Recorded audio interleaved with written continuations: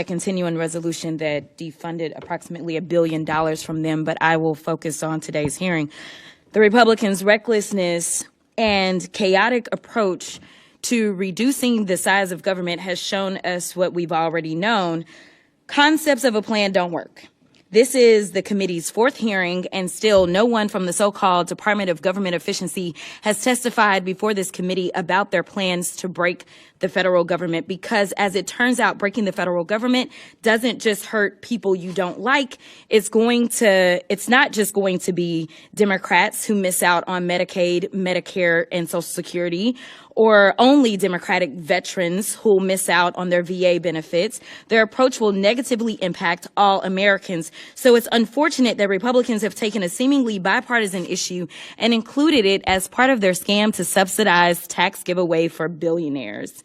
They haven't proposed anything that will improve the efficiency of the government. Instead, they have put the country on a path to a recession and implemented the largest tax increase on Americans in decades through Trump's tariffs. This hearing is their latest attempt to try to convince the American people that dismantling public-facing agencies will somehow improve government efficiency. Let me tell you, it won't. There's nothing efficient about terminating leases for IRS taxpayer assistance centers during tax season, nor dismantling farmer support offices in rural communities while farmers are trying to survive Trump's tariffs. And just like their trade policy, there isn't any logic or strategy behind the Trump administration's reductions in force or accelerated disposal of federally owned property. It has been discussed that managing federal property has been on GAO's high-risk list for more than 2 decades. Currently, GAO has almost 60 recommendations that the administration could fully implement, but decided to ignore. And I'm going to veer off for 2 seconds because all I kept hearing was fire. Fire, fire, fire is what I heard. And as I heard fire, it seems like we are talking about an administration that has been hell-bent on firing government workers. They are hell-bent on engaging in fire sales of our government buildings.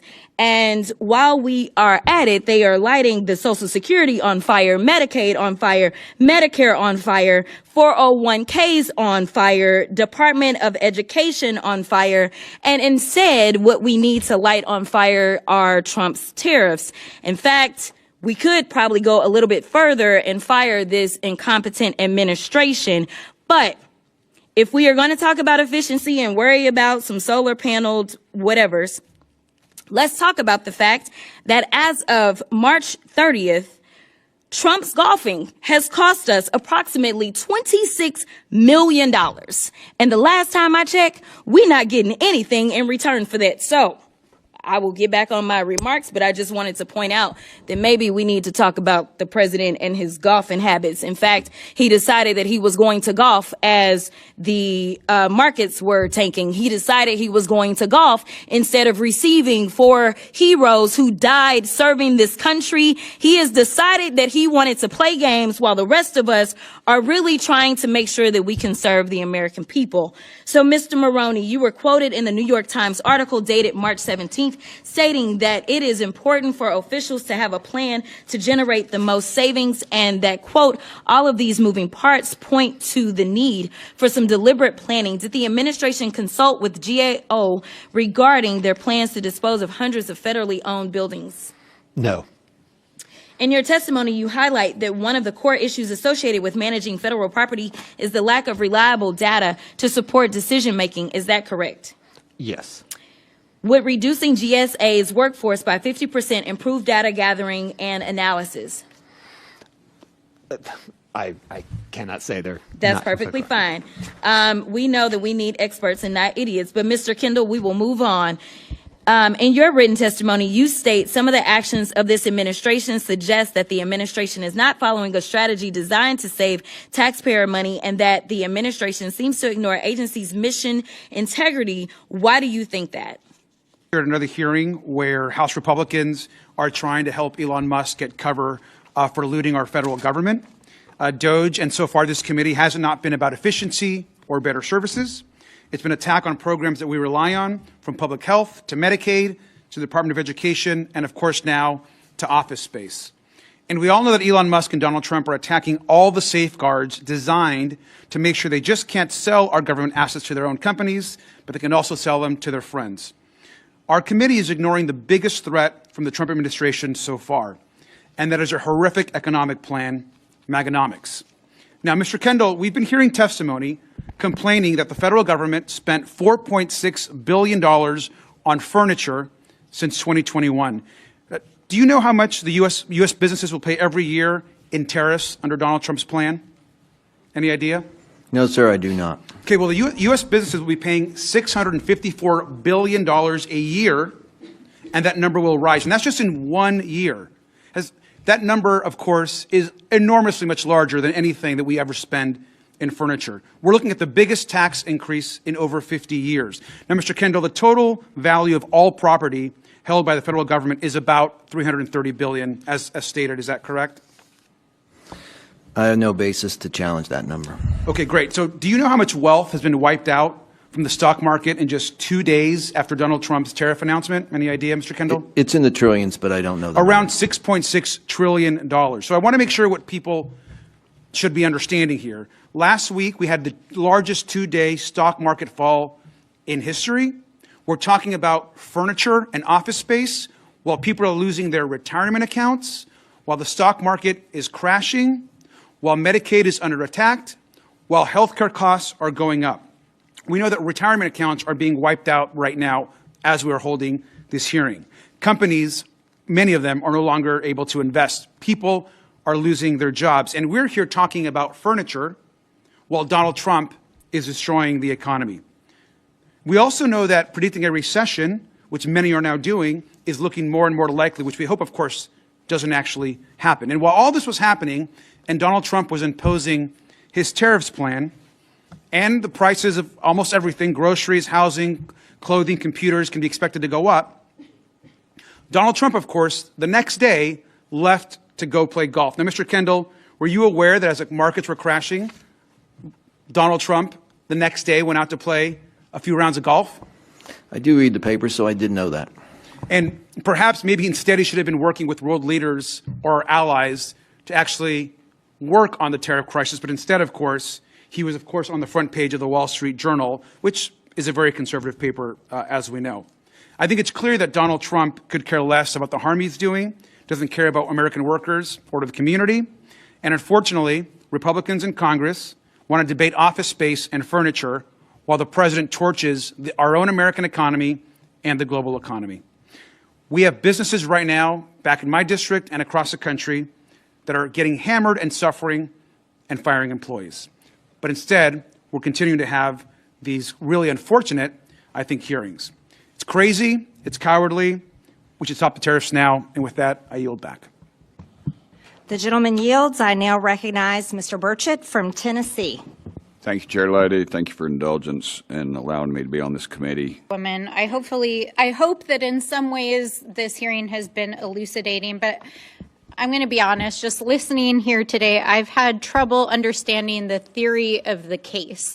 Now, anyone who's in business knows that if you're going to go in front of a boardroom and present your case, you've got to have compelling data, you've got to have an analysis of what you're trying to accomplish, you've got to have an analysis of the money that you're going to save, and a proposal and a plan for how you're going to execute that. And I think the thing that is troubling about the entire DOGE exercise is that it doesn't seem to have a coherent theory. It doesn't appear to have a plan. It doesn't appear to be utilizing data. And it doesn't appear to be executing on any kind of coherent theory of how we're saving money for the federal government, because as we learned here today, it will actually cost the federal government more money if they sell these vital assets to private companies who will then lease them back to federal agencies for more money.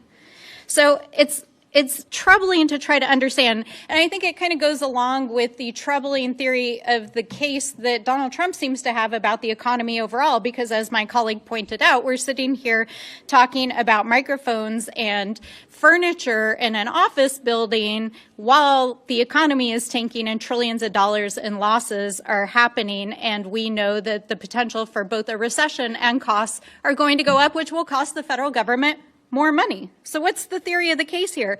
I've also heard conflicting theories just about this very building that we're sitting in. Is this building too fancy, or does this building need to be demolished to make way for housing? It's not even clear what the argument is for this building that we're sitting in, having this field hearing in. Now, what I think is interesting about what we heard here today is that some of the quiet part was said out loud. In fact, what was stated by some of the other members on this panel was that they'd like to sell valuable real estate to private developers, potentially demolish federal buildings like this, sell them potentially to private equity and developers, and then they can lease back and make money off of it. And that's exactly what this scheme is all about, because this is what we're seeing across the entire DOGE effort and across the administration. And this is not really about public interest. This is, as we keep saying, the private equity model. Privatize, buy low, sell high, make lots of money. This is what the DOGE bros are all about. But we know that there is real data coming in July, as was stated by the GAO, that will help us take a data-driven approach. This is data that was demanded by Congress. It is bipartisan. Let's come up with a plan if we're actually going to deal with this bipartisan issue. Now, I also want to point out some other ironies and inconsistencies that we heard here today. One of my colleagues quoted Milton Friedman, which I found actually quite funny because Elon Musk himself has also been quoting Milton Friedman over the weekend because he thought that international trade was good and tariffs were bad. Anybody? Donald Trump is crashing the economy over tariffs. We also heard my colleagues across the aisle talk about right-sizing and righting the fiscal ship, while they're literally about to try to vote tomorrow on a budget proposal that will increase the deficit by $37 trillion over the next 30 years. This would raise the debt ceiling by $4 trillion just this year and would cost the United States the largest amount of debt ever in the history of its 250 years.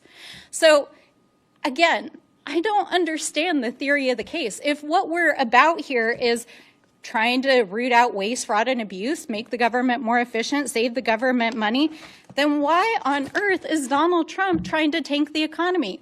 What are they trying to do with the sell-off and privatization of the federal government? What are they trying to do with downsizing and firing thousands of federal employees? So I'll close out by saying this.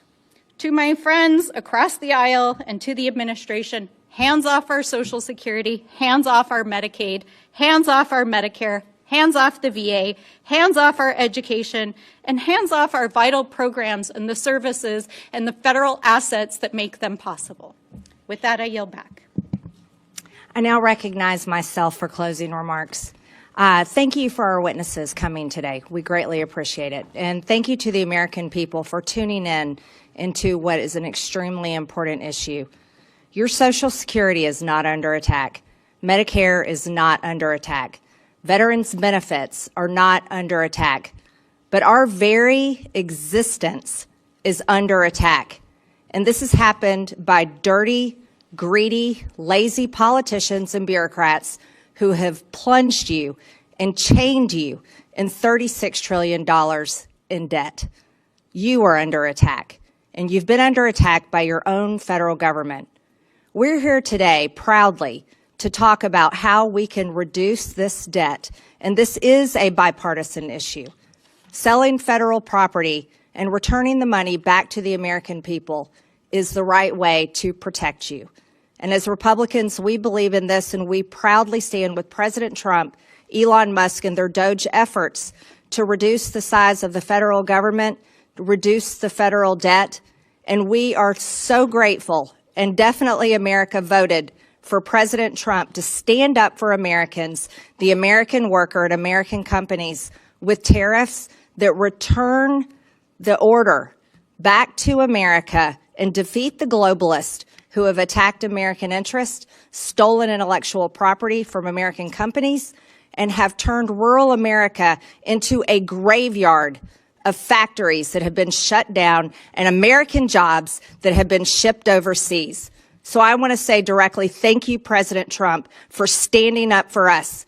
And we will be so happy when you stick up for us and make it fair again through these tariffs. The federal government's management of its massive real estate portfolio has been problematic for decades. Everyone knows it. The United States is $36 trillion in debt. In fiscal year 24, the government spent over $1.8 trillion more than it took in. And in fiscal year 25, the interest on our debt is expected to exceed $1 trillion. Many Americans are suffering every day while the federal government continues to recklessly spend hard-earned taxpayer dollars to foot the bill of luxurious, high-end furniture for offices, or on the flip side, carelessly waste billions on unused buildings and leases. Young people cannot afford to buy a house. For today's 27-year-olds, only 33% own their homes versus 40% of baby boomers when they were 27. From 2019 to 2024, housing prices in my home state of Georgia increased by up to 67%, as did areas all across the country. Everything went up. Life became unaffordable. Over the past 4 years under Democrats, overall inflation hit 20%. The cost of food increased nearly 34%, and the cost of energy increased nearly 33%, and credit card debt was up nearly 50%. As Americans racked up grocery bills, credit card debt, and couldn't afford to buy a home, the federal bureaucrats recklessly spend their money without a care in the world.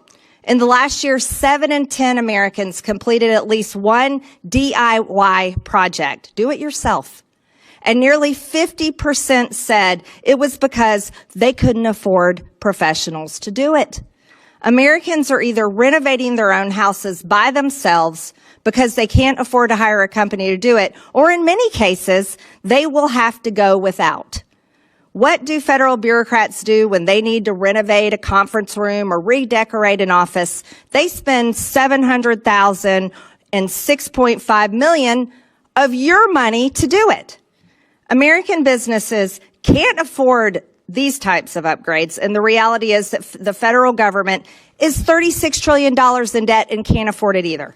As we continue investigating waste, fraud, and abuse, we can look no further. The unconscionable amount of spending that the federal government spends on empty buildings and brand new high-end furnitures, and something as ridiculous as solar-powered picnic tables.